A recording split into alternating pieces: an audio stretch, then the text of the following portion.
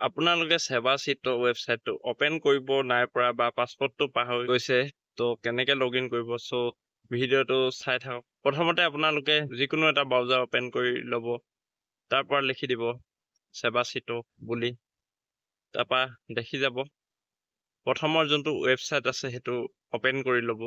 তাৰপৰা লগইন যোনটো অপশ্যন আছে সেইটোত আপোনালোকে ক্লিক কৰি দিব, তাৰপৰা চিটিজেন্সত ক্লিক কৰিব। তাৰপৰা দেখিব যে এনেকে আহি গৈছে। তো এতিয়া আপোনালোকে ভগিতা পাছপৰ্টত ক্লিক কৰি দিব। তাৰপৰা আপোনালোকে ইয়াত চিলেক্ট লগইন আইডি কেইটা চিলেক্ট কৰি ল'ব। মোবাইল নাম্বাৰ দি আছো, মোবাইল নাম্বাৰটো দিলে ভাল হয়। ঠিক আছে, তো মই এতিয়া ইয়াত মোৰ মোবাইল নাম্বাৰটো বহাই দিছো।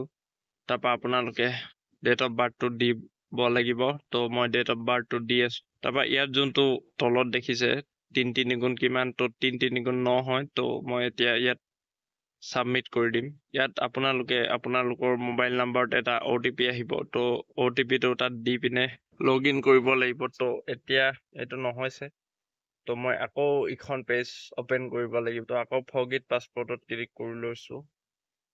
তো এতিয়া মই ইয়াত মোবাইল নাম্বাৰটো চিলেক্ট কৰি লৈছো। মই মোবাইল নাম্বাৰটো আকৌ এবাৰ লিখি দিছো। তো সাবমিটত ক্লিক কৰি দিছো। তো OTP এটা মোৰ মোবাইল যোনটো দিছিলো তাত OTPটো বহুৱাৰ পিছত ভেৰিফাই অপশ্যনটোত ক্লিক কৰিব লাগিব। ক্লিক কৰাৰ পিছত দেখিছে এটা ষ্ট্ৰং পাছপৰ্ট ইয়াত বনাব লাগিব। তো মই ডিছপ্লেত দি আছো, সেনেধৰণে আপোনালোকে বনাব পাছপৰ্টটো। বহোৱাৰ পিছত সাবমিট অপশ্যনটোত ক্লিক কৰি দিব। ঠিক আছে, আপোনালোকে মোবাইল নাম্বাৰটো দি লগইন কৰিব পাৰে, ইউজাৰ নাম্বাৰটো দিও সাইন ইন কৰি দিব পাৰে। তো মই সাইন ইন কৰি দিছো। তো দেখিছে অপেন হৈ গৈছে। এনেকে কৰিব পাৰে। আৰু এতিয়া মই আপোনালোকক আকৌ লগইন কৰি দেখাইছো ৱেবছাইটটো। মানে বেক আহি গলো। তো ইউজাৰ নাম্বাৰটো দি দিছো, পাছপৰ্টটো দি দিছো, তলত যোনটো বক্সৰ টিকটো দি দিছো, সাইন ইন কৰি দিছো। ঠিক আছে, নাই হোৱা, একো নাই। গো টু বেক, একো প্ৰব্লেম নাই। দেখিছে লগইন ৰেজিষ্টাৰ। ঠিক আছে, স্কিপ কৰি দিছো। দেখিব পাৰিছে সেৱা চিটৰ ৱেবছাইটটো অলৰেডি অপেন হৈ গ'ল।